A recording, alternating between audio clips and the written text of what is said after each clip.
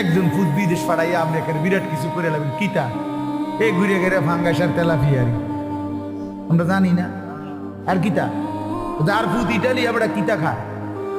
হ্যাঁ যার 3 ফুট বিদেশ আমরা কি খায় হ্যাঁ কি খায় দৈন্যতা করলা দুন্দুল ফুলকপি আর পাতা কপি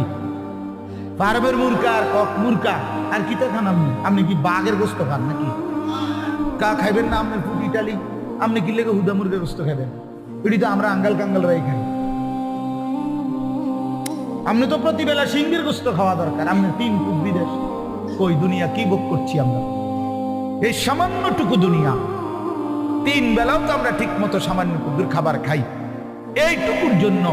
আখেরাত ছেড়ে দিলেন একটা অটো ড্রাইভারের সারাদিন ইনকাম কত সব যাইয়া তুই 300 টাকাও তো থাকে না এই 300 টাকার জন্য আল্লাহকে ছেড়ে দিলেন